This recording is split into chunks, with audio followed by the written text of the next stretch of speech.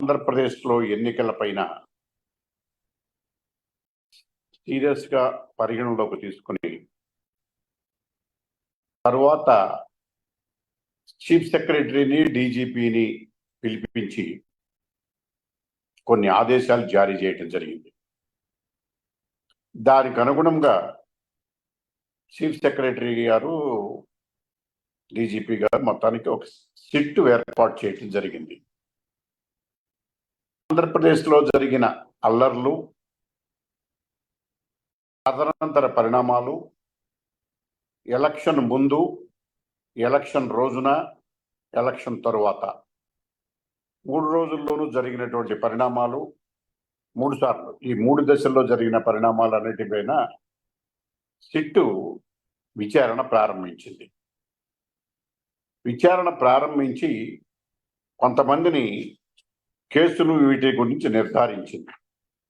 మొత్తం 1370 మంది ఉన్నారని, కేసులు ఇన్వాల్వ్ అయ్యారని, కొంతమందికి 41A నోటీస్ ఇచ్చారని, కొంతమందిని అరెస్ట్ చేశారని, కొన్ని ఎఫ్ఐఆర్లలో తక్కువ సెక్షన్లు వేశారని, తర్వాత వీటిపైన విచారణ ప్రారంభించింది. ప్రారంభించిన తర్వాత నిన్న ఒక ప్రెస్ నోట్ రిలీజ్ చేశారు సిట్టు. ఆ ప్రెస్ నోట్లో ప్రధానంగా ఉన్నటువంటి అంశాలు మారణాదాలతో హత్యకు దారి తీసేటటువంటి తీవ్రమైనటువంటి దాడులు జరిగాయని చెప్పి నిర్ధారణకు వచ్చింది. ఆ నిర్ధారణకు వచ్చిన తరువాత సిట్టు కొన్ని కంక్లూజన్స్ ఇచ్చి దానిపైన చర్యలు తీసుకోమని చెప్పడం జరిగింది. అయితే ఇన్వెస్టిగేషన్ని ఇంకా తదనంతరం కూడా పరిశీలిస్తాము, రెగ్యులర్గా మానిటర్ చేస్తామని చెప్పి ఇక్కడ నేను చెప్పదలుచుకున్న విషయం ఏమిటంటే, చాలా స్పష్టంగా ఎన్నికల ముందు జరిగిన హింసాత్మక ఘటనలు, మాచర్లలో టీడీపీ కార్యకర్తను ఓసకోత కోసి నడి రోడ్డున పట్టపడుల గొంతు కోసి చంపేశారు. ఆ తర్వాత అనేక ఘటనలు జరిగినాయి. అలా రాష్ట్రం అంతటా దాదాపు ఒక 100 ఘటనలు ఈ ఎన్నికల సందర్భంగా ఈ ఎలక్షన్ నోటిఫికేషన్ పోల్ డేకి ముందు జరిగినాయి. వీటిపైన పోలీసులు, ఇదంతా జరిగినటువంటి వైసీపీ కార్యకర్తలు, వారిపైన ఎటువంటి చర్యలు తీసుకోకుండా, కేసులు నమోదు చేయకుండా, ఒకవేళ తప్పనిసరి కేసు నమోదు చేయాల్సి వస్తే 323 నోట్ 324 పెట్టి వదిలేసి అరెస్టులు చేయకుండా చాలా దుర్మార్గయుతంగా వ్యవహరించారు. దానికి కారణం అప్పుడు ఉన్నటువంటి డీజీపీ రాజేందర్ రెడ్డి గారు, సిఎస్ జవహర్ రెడ్డి గారు, ఇంటెలిజెన్సీ ఆంజనేయులు గారు, ఇలా చెప్పుకుంటూ పోతే వైఎస్ఆర్సీపీకి అనుకూలమైనటువంటి పోలీసు అధికారులు ఎవరైతే ఎన్నికల విధుల్లో ఎలక్షన్ కమిషన్ చేత మార్చబడ్డారో వాళ్ళందరూ కూడా వీటిలో ఇన్వాల్వ్ అయి ఉన్నారు అనేది ఎలక్షన్ కమిషన్ గుర్తించింది. ఎలక్షన్ కమిషన్ గుర్తించి వీళ్ళందరినీ మార్చింది. ఇక్కడ నేను చెప్పదలుచుకున్న విషయం ఏంటంటే, ఎన్నికల కమిషను మార్పు కనుక జరగకపోయినట్లయితే ఈ మాత్రమైన ఎన్నికలు జరిగాయా లేదనేటటువంటి ఒక హింసాయుతమైనటువంటి భయానక వాతావరణం ఆంధ్రప్రదేశ్లో ఎన్నికల ముందు ఏర్పడినటువంటి వాతావరణం. ఇది మేము చెప్పినటువంటిది కాదు, ఎన్నికల కమిషనే గుర్తించింది.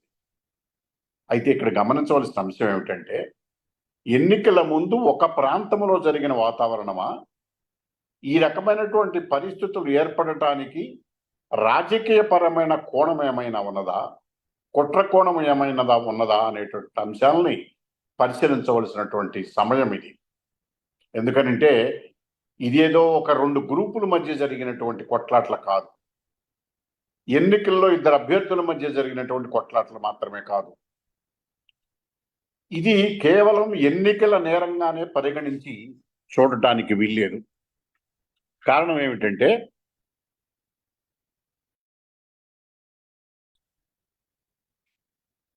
ఈ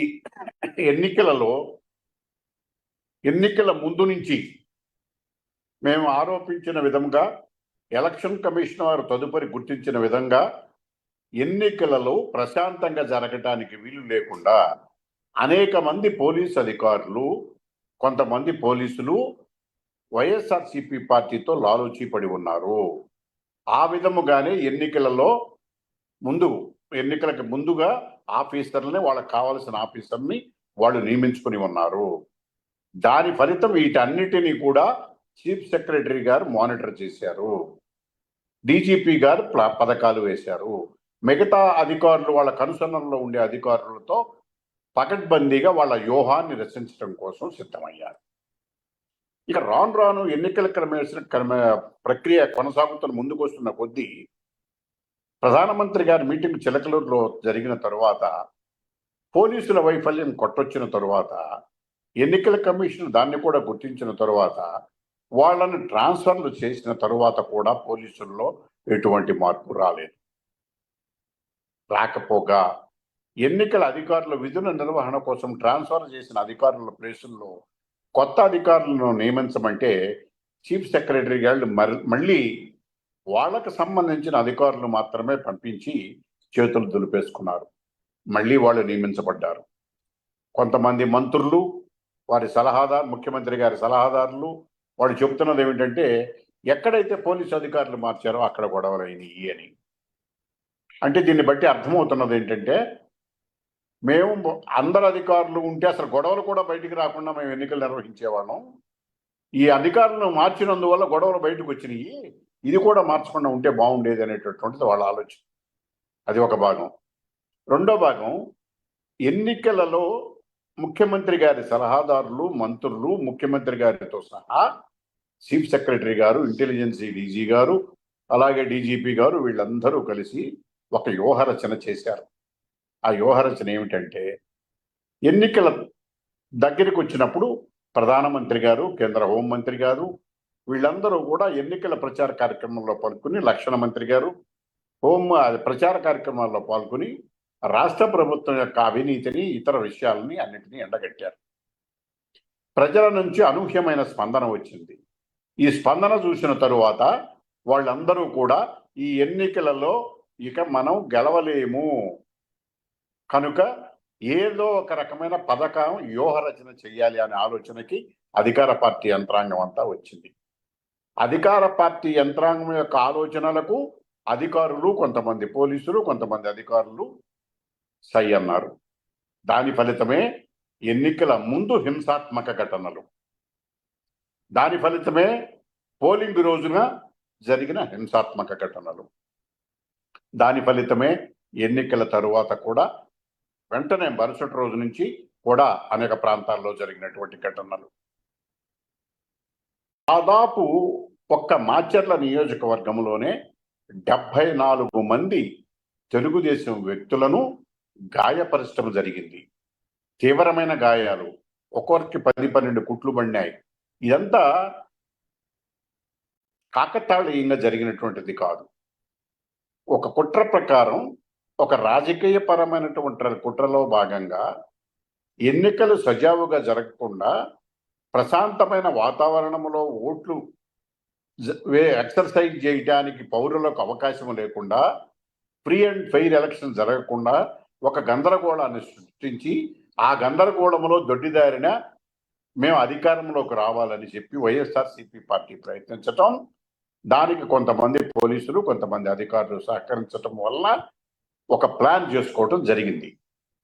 ఎందుకంటే గతంలో వీళ్ళకి అనుభవం ఉన్నది. పంచాయతీ ఎలక్షన్లు ఏ రకంగా అయితే దౌర్జన్యాలు చేసి నామినేషన్లు కూడా లాగేసుకుని వన్ సైడెడ్ ఎలక్షన్ జరుపుకున్నారో, అదే రకంగా జనరల్ ఎలక్షన్ కూడా జరపాలనేటటువంటి వ్యూహ రచన. ఇది వైఎస్ఆర్సీపీ పార్టీ.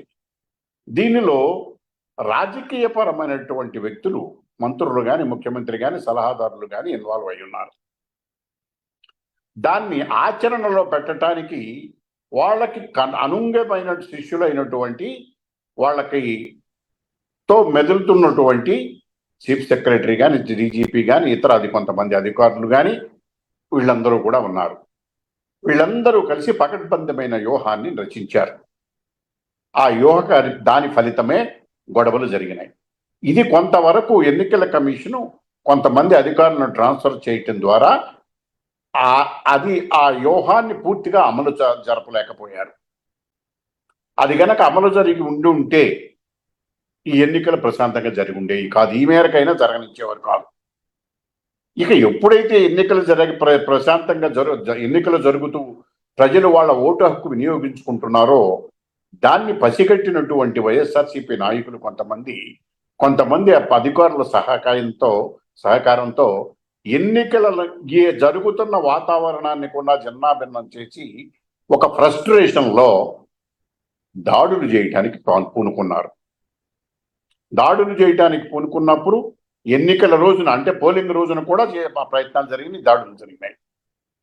పూనుకున్నప్పుడు పోలీసు అధికారులకు కొంతమంది స్థానికంగా ఆయా నియోజకవర్గాల్లో సమాచారం ఇవ్వడం జరిగింది. సమాచారం ఇచ్చినా కూడా స్పందించలేదు. ఎన్నికల తర్వాత మాచర్ల నియోజకవర్గంలో ఒక బిల్డింగ్లో దాదాపు 150 మంది మారణాయుధాలతో సమావేశమయ్యి వాళ్ళు విధ్వంసక రచన చేశారు అనే విషయాన్ని ఎస్పీ దగ్గర నుంచి డిఐజీ నుంచి పైన అందరికీ కూడా తెలియజేయడం జరిగింది. దాన్ని నివారించే చర్య తీసుకోలేదు. మాచర్ల నియోజకవర్గంలో మారణాయుధాలతో అనేక పల్లెల్లోనూ మాచర్లలోనూ పెరేడ్ చేశారు. అయినా కూడా పోలీసులు దాన్ని గమనంలోకి తీసుకోలేదు. ఈ రోజు కూడా ఆ పెరేడ్లు చేసినటువంటి వీడియోలు సోషల్ మీడియాలో చూస్తూనే ఉన్నాం, మనం టీవీల్లో చూస్తున్నాం, అందరూ గమనిస్తున్నారు, అందరూ చూస్తున్నారు. కానీ పోలీసులు మాత్రం నిర్లిప్తంగా వ్యవహరిస్తున్నారు. వారి పట్ల మెతక వైఖరి అనుసరిస్తున్నారు. ఆ అనుసరించిన ఫలితం కారణంగానే తదనంతరం రోజున దాడులు జరిగినాయి. తిరుపతికి వచ్చేదలికి మా పార్టీ అభ్యర్థి పైన పులివర్తి నాని గారి పైన దాడులు చేశారు, విపరీతంగా దాడులు చేశారు. స్ట్రాంగ్ రూమ్ దగ్గర ఎక్కడైతే ఈ మిషన్లు ఈవీఎస్ మిషన్లు ఎన్ని భద్రపరిచి చేశారో ఆ సెంటర్లకు దగ్గరలో వీళ్ళందరూ కూడా కొంతమంది వైఎస్ఆర్సీపీ వాళ్ళు, కొంతమంది పోలీసులు అనుమానాస్పదలో సంచరిస్తే వాటిని భద్రత కోసం వెరిఫై చేయడానికి వెళ్ళిన మా అభ్యర్థి పైన దాడి చేసి గాయపరిచి అనేక రకాలుగా కొంతమందిని గాయపరిచి వాళ్ళందరినీ కూడా అందులో అటాక్ చేసి మారణాయుధాలతో చేశారు. ఇది ఒక తిరుపతిలో జరిగింది, మాచర్ల నియోజకవర్గంలో జరిగింది, సత్తెనపల్లిలో జరిగింది, తర్వాత దర్శిలో జరిగింది, తర్వాత విశాఖపట్నంలో జరిగింది. ఇలా రాష్ట్రంలో అనేక ప్రాంతాల్లో, మారుమూల ప్రాంతాల్లో కూడా ఈ వ్యూహ రచనలో భాగంగా అనేక హింసాత్మక ఘటనలు జరిగినాయి. కనుక ఇక్కడ నేను సిట్ వారికి, ముఖ్యంగా ఎలక్షన్ కమిషన్ వారికి మీ ద్వారా నేను విజ్ఞప్తి చేయదలుచుకున్నది ఏమిటంటే, సిట్ యొక్క అంశాలు వాటి యొక్క పరిధిని పెంచండి. వాటి యొక్క పరిధి ఏమిటంటే, దీనిలో కేసులు కేవలం దాడులు, కుట్రలు, దాడులు, గాయాలు మాత్రమే కాదు. దాడులు చేసినప్పుడు అక్కడ జరిగినటువంటి పరిస్థితులను చాలా చోట్ల ఎవిడెన్స్లు సేకరించి, ఎందుకంటే డిజిటల్ ఎవిడెన్స్లు కూడా అవైలబుల్గా ఉన్నాయి ఈ రోజున, వాటి అన్నిటినీ కూడా సేకరించి ప్రత్యక్షంగా దాడుల్లో పాల్గొన్న వారెవరు, ఎవరి మీద దాడులు చేశారు. ఎందుకంటే దాడులు చేసిన వారు దాడుల నుంచి రక్షించబడడానికి కాపాడుకోవడానికి చర్యలు తీసుకున్న వాళ్ళందరినీ కూడా ఒకే ఘటన కట్టి వాళ్ళ మీద కూడా కేసులు నమోదు చేసి 2 వర్గాల మధ్య ఘర్షణగా చిత్రీకరించేటటువంటి ప్రయత్నం జరుగుతున్నది. కారణం, దాడులు చేస్తున్నప్పుడు రక్షించుకోవటానికి కొన్ని చర్యలు చేపట్టవలసిన పని ఉంది. ఆత్మరక్షణ కోసం చేసుకోవలసినటువంటి అవసరం ఉన్నది చట్ట ప్రకారం కూడా.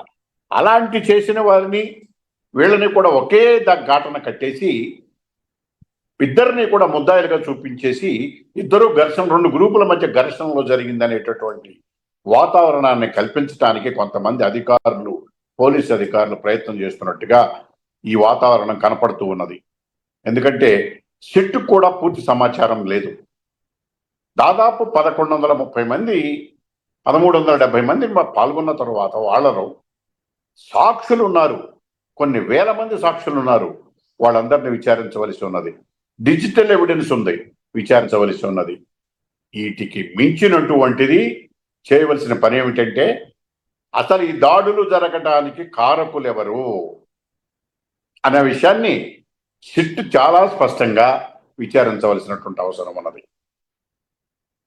ఈ దాడులు జరగడానికి ప్రేరేపిత వ్యక్తులు ఎవరు, అసలు దాడులు ఎందుకు చేశారు, వీళ్ళ యొక్క మోటివ్ ఏమిటి అనేటువంటి అంశాన్ని చాలా సీరియస్ గా పరిగణనలోకి తీసుకొని చేయవలసినటువంటి బాధ్యత పోలీసు అధికారులకు ఉన్నది.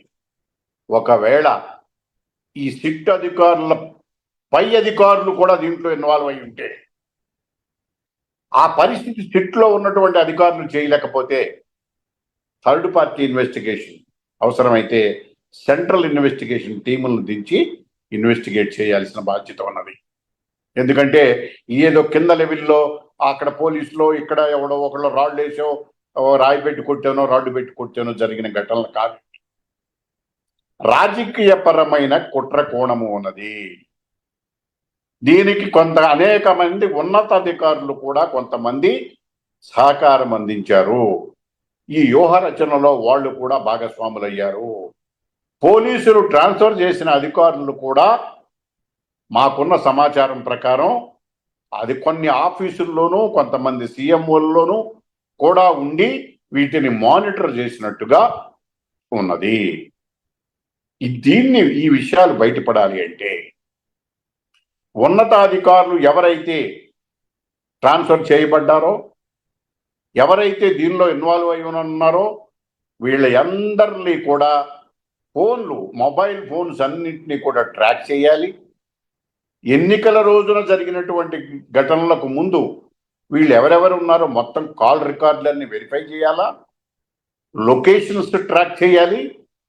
వీటన్నిటినీ బట్టి వీళ్ళ యొక్క కుట్రలో ఎవరెవరు భాగస్వాములు అనేటటువంటి విషయాన్ని బయటకు తీసుకురావాల్సినటువంటి అవసరం ఉన్నది. ఇదేమీ బయటికి చేయకుండా అక్కడ ఏదో 10 గొడవలు జరిగినాయి, ఇక్కడ 10 గొడవలు జరిగినాయి, 100 మంది మీద కేసులు పెట్టేశాం అని చెప్పేసి పూర్తి చేస్తే, ఎంటీ ఫార్మాలిటీస్ పూర్తి చేస్తే సరిపోదు. దీనికి సుదీర్ఘమైనటువంటి విచారణ అవసరం. ఆ విచారణలో చీఫ్ సెక్రటరీ దగ్గర నుంచి, మారిపోయిన డీజీపీ దగ్గర నుంచి, ఇతర ఇంటెలిజెన్స్ అధికారుల దగ్గర నుంచి, ఇతర అధికారుల దగ్గర నుంచి మొత్తం అందరూ కూడా వీళ్ళ మొబైల్ ఫోన్ల యొక్క కాల్ డేటా తీసుకోవాలి, లొకేషన్ ట్రాక్ చేయాలి, తర్వాత గూగుల్ మ్యాప్ ద్వారా వీళ్ళ యొక్క కదలికలు నోట్ చేయాలి. వీటన్నిటికీ లింక్ ఉన్నటువంటి రాజకీయ నాయకులు ఎవరైతే ఉన్నారో వాళ్ళ యొక్క వ్యూహ రచన ఏమిటో వెలికి తీయవలసినటువంటి బాధ్యత అవసరం ఉన్నది. ఇది బయటికి తీయకుండా సూపర్ఫిషియల్ ఇన్వెస్టిగేషన్ కనుక చేసినట్లయితే వీటిల్లో పోలీసు అధికారులు న్యాయం చేశారని అనిపించుకోరు. ఎందుకంటే రేపొద్దున కౌంటింగ్ వస్తున్నది. కౌంటింగ్ కేంద్రాల దగ్గర కూడా బందోబస్తు ఉన్నా కూడా పోలీసులు చాలా నిర్లిప్తంగా వ్యవహరిస్తున్నారనే ఆరోపణలు వస్తున్నాయి. వీటిపైన కూడా పకడ్బందీగా చర్యలు తీసుకోవాల్సినటువంటి బాధ్యత ఎన్నికల సంఘానికి ఉన్నది. ఇది ఎన్నికల సమయంలో షెడ్యూల్ ప్రకటించిన తర్వాత, నోటిఫికేషన్లు వచ్చిన తరువాత ఎన్నికల ప్రచారాల భాగంలో కూడా ఈ హింసాత్మక ఘటనలకు ప్రేరేపించి రాజకీయపరమైనటువంటి కుట్రలకు పాల్పడినటువంటి వ్యక్తులపైన ఎన్నికల కమిషను సుదీర్ఘమైనటువంటి విచారణ గనక చేయకపోయినట్లయితే, నిష్పక్షపాతకమైనటువంటి విచారణ గనక జరగకపోయినట్లయితే న్యాయం చేయలేము. ప్రజాస్వామ్య పద్ధతిలో ఇలాంటి దాడులకు, ఇలాంటి హింసకు చోటు ఉండకూడదు. నేను అందుకని ఎన్నికల అధికారులకు మీ ద్వారా విజ్ఞప్తి చేస్తున్నా, ఇది ఎన్నికల నేరాలకు మాత్రమే పరిమితమైనది కాదు. దీని వెనకాల సుదీర్ఘమైన రాజకీయపరమైన వ్యూహాలు, కుట్రలు, కుతంత్రాలు ఉన్నవి. వీటిల్లో భాగస్వాములైన ఉన్నతాధికారుల దగ్గర నుంచి, ఉన్నతమైన పోలీసు అధికారుల దగ్గర నుంచి, రాజకీయపరమైన నాయకుల యొక్క పాత్రను, వారి యొక్క కుట్రను ఛేదించవలసిన అవసరం ఉన్నది. దీనికి సిట్ మాత్రమే సరిపోదు. సిట్ విచారణ పరిధిలో ఉన్న అంశాలు సరిపోవు. విచారణ పరిధిని పెంచి అధికారులను థర్డ్ పార్టీ ఇన్వెస్టిగేషన్ ద్వారా, అవసరమైతే కేంద్ర ఇన్వెస్టిగేషన్ ఏజెన్సీల ద్వారా వీటిని వెలికి తీసుకువచ్చి విచారణ చేయవలసినటువంటి అవసరం ఉన్నది. మొట్టమొదటిది ఆ రకమైనటువంటి విచారణ చేయటం ద్వారా ప్రాథమికంగా ఎవరైతే బాధ్యులు ఉన్నారో ఆ బాధ్యులను ముందు రేపొద్దున కౌంటింగ్ విధుల నుంచి కూడా పక్కకు పెట్టించవలసినటువంటి అవసరం ఉన్నది. ఇమీడియట్ గా ఈ విషయాలన్నీ ఇమీడియట్ గా చేసి కౌంటింగ్ లో రేపొద్దున అవసరమైతే ఆ అధికారులు కూడా పక్కన పెట్టి ఎటువంటి హింసాత్మక ఘటనలు జరగకుండా పోలింగ్ స్టేషన్లు అదే కౌంటింగ్ స్టేషన్ల దగ్గర ఎటువంటి ఘటనలు జరగకుండా కూడా భద్రతా కేంద్ర బలగాలతో భద్రత కల్పించవలసినటువంటి బాధ్యత కూడా ఎన్నికల కమిషన్కి ఉన్నది. చూసాం ఇప్పుడు స్థానిక పోలీసుల ద్వారా, స్థానిక కొంతమంది పోలీసుల అధికారుల ద్వారా ఈ ఎన్నికల రోజున ఏ రకంగా హింసాత్మక ఘటనలు జరిగినాయో, ఎన్నికల మరుసటి రోజు ఎలా ఘటనలు జరిగినాయో, స్థానిక పోలీసులు ప్రేక్షక పాత్ర వహించి ప్రజల మాన ప్రాణాలతో చెలగాటమాడారో, హింసాయుతం రౌడీయిజం విలయతాండవం చేస్తుంటే పోలీసులు పట్టినట్లుగా వ్యవహరించినటువంటి తీరుని విస్మరించడానికి వీల్లేదు. దీన్ని దృష్టిలో పెట్టుకుని ఈ రకమైనటువంటి హింసాత్మక వాతావరణం ఇతర రాష్ట్రాల్లో కూడా ఎక్కడా లేదు, ఒక ఆంధ్రప్రదేశ్లో ఇలా జరిగిందనేటటువంటి ఎన్నికల కమిషన్ కూడా భావించడం జరిగింది. ఈ భావించిన ధర్మిల సిట్ ఏర్పాటు చేసిన ధర్మిల ఇది కేవలం స్థానిక పోలీసులు, స్థానిక అధికారులు మాత్రమే కాకుండా ఉన్నతాధికారులు ఇన్వాల్వ్ అయినందువలన దీన్ని కేంద్ర ఇన్వెస్టిగేషన్ టీం ద్వారా విచారణ చేయించి రేపొద్దున కౌంటింగ్ కు భద్రత ఏర్పాటు చేయించటం ఒక భాగం. రెండోది, ఈ కేసులు అన్నిటిపైన పూర్తిగా ఆఖరికి ఎస్టీల పైన కూడా దౌర్జన్యకాండ చేసినటువంటి పరిస్థితిలో ఎవరైతే ఎస్టీల మీద దౌర్జన్యం చేశారో వాళ్ళ పైన ఎస్సీ యాక్ట్ కింద కేసులు కూడా నమోదు చేయలేదు. ఎందుకని చేయలేకపోయారు వీళ్ళు? ఈ రకంగా ఊరిని 324 పెట్టి చేతులు దులిపేసుకున్నారు. వీటినన్నిటినీ కూడా పరిశీలించవలసినటువంటి అవసరం ఉన్నదా లేదా? మొత్తం ఒక్క ఎన్నికల రోజు మాచర్ల నియోజకవర్గంలోనే సుమారు 74 మందికి తీవ్రమైనటువంటి గాయాలైనాయి. అలాగే కారంపూడి, రెంటచింతల, మాచర్ల, తర్వాత ఖమ్మం, రాయవరం, కొత్తపల్లి, ఇట్లా మొత్తం అనేక రంటాల అనేక ప్రాంతాల్లో, మాచర్లలో అనేక గ్రామాల్లో హింసాత్మక ఘటనలు జరిగినాయి. ఇదంతా జరిగిన తర్వాత సిట్టు వేసి కొద్దిగా విచారణ చేస్తాము అని చెప్పేసి ముందుకు అధికారులకు ఫీల్డ్లోకి దిగుతూ ఉండగానే అక్కడ ఉన్నటువంటి ఎమ్మెల్యే, ఆయన సోదరుడు పోలీసు కస్టడీలో ఉన్నవాళ్ళు జంప్ అయిపోయారు. ఎలా జంప్ అవుతారండి? పోలీసుల సహకారం లేకపోతే. గన్మెన్ల ప్రొటెక్షన్ ఉన్నది. వాళ్ళు జంప్ అయిపోయారు. వాళ్ళపైన ఈ రోజున చర్యలు తీసుకోలేదు, కేసు నమోదు చేయలేదు. ఎవరు దీనికి బాధ్యులు? ఈ దాడులకు బాధ్యులైనటువంటి వాళ్ళని హౌస్ అరెస్ట్లో పెడితే పోలీసుల నుంచి తప్పించుకుని వాళ్ళు ఎక్కడికి వెళ్ళిపోయి ప్రెస్ కాన్ఫరెన్స్లు పెట్టినా ఈ రోజు వరకు వాళ్ళని ఛేదించలేదు, శోధించలేదు, అరెస్టు చేయలేదు, వాళ్ళ మీద కేసు నమోదు చేయలేదు. దీనికి కారణం ఎవరు? అంటే ఏ లెవెల్లో జరగాలి ఇది? కేవలం కార్యకర్తల లెవెల్లోనే కాదు, ఇది పైన రాజకీయ నాయకులు, ఉన్నత పదవుల్లో ఉన్న వాళ్ళ ద్వారా కూడా ఇది జరుగుతున్నాయనేటువంటి విషయం చాలా స్పష్టంగా కనిపిస్తున్నటువంటి విషయం.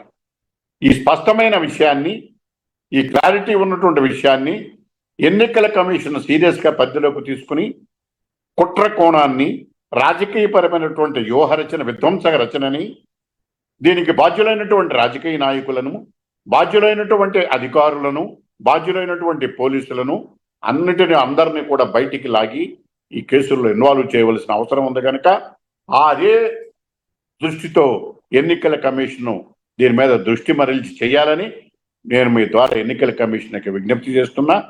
బాధ్యులైనటువంటి పోలీసు అధికారులు ఎవరైతే ఉన్నారో వాళ్ళని కూడా సస్పెండ్ చేసి వాళ్ళ పైన అన్ని రకమైన శాఖాపరమైన ఇన్వెస్టిగేషనే కాదు కావాల్సింది, నేరాలకు బాధ్యులైనటువంటి, ఎందుకంటే నేరం జరిగే వాళ్ళే కాదు, నేరానికి కుట్రదారులైన వాళ్ళు కూడా నేరం జరిగిన దానికి ఎంత బాధ్యులు శిక్షలకు అర్హులో కుట్రదారులు కూడా అంతే శిక్షకు అర్హులు అన్నటువంటి విషయం మన చట్టాలు చెబుతున్నాయి.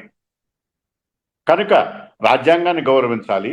వీటన్నిటికీ మించినటువంటిది రిప్రజెంటేషన్ ఆఫ్ పీపుల్స్ యాక్ట్లో అనేక ప్రొవిజన్స్ ఉన్నాయి, అవి కూడా పెట్టలేదు.